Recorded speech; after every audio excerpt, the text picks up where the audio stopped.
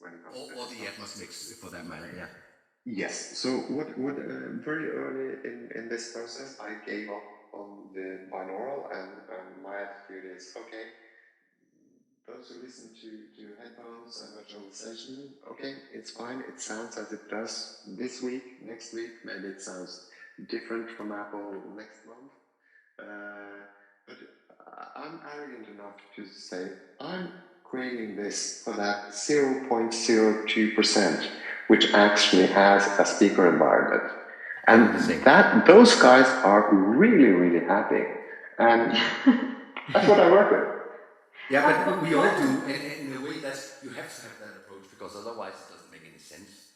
But I can see. And it's the only fixed reference we have currently. Yeah, the speech system. Yeah. And Martin, can I interrupt and get you to do a very delayed introduction to yourself? And because we've already heard a lot from you, but maybe you'd just like to say, mention your studio and your label and the kind of work. Let's rather talk a little bit about the approach we chose to immersive music, because I work very different from the traditional studio setting. So I do not mix for Atmos.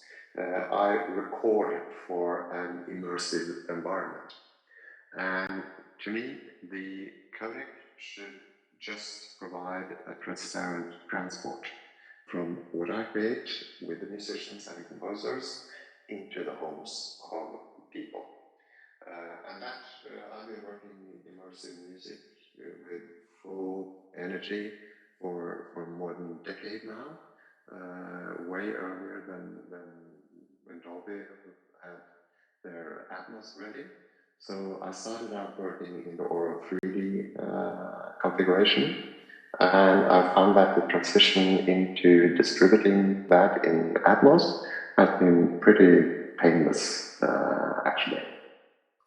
So I'll just pick up my screen here.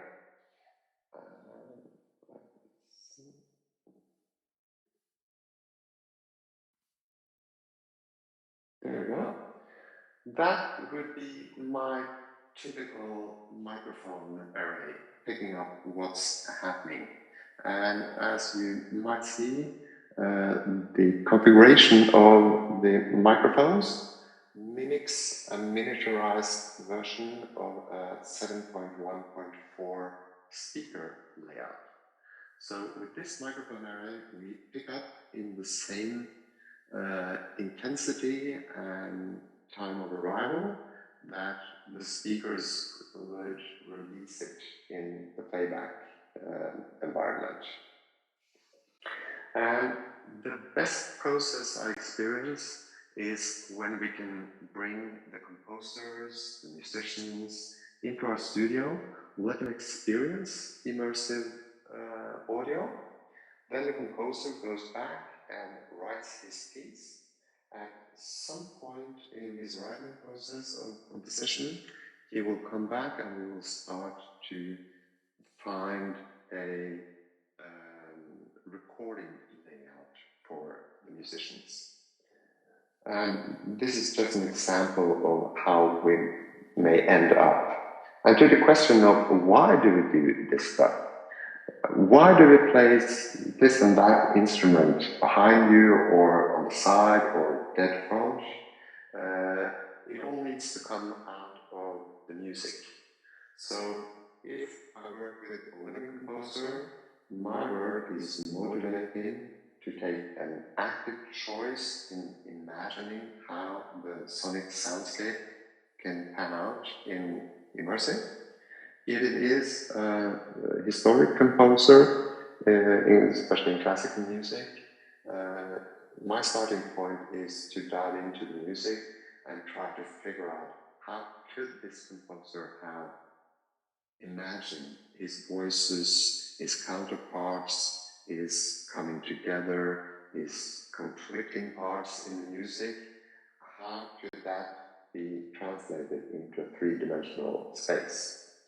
And also the advantage with a dedicated recording session is that we don't have to be restricted by the commercial aspect of an audience area and a stage area. We are just thinking a big space where anything can happen. So after we have agreed on a recording layout, then it all needs to be translated to the actual venue. So I'll just browse you through a couple of photos from that drawing.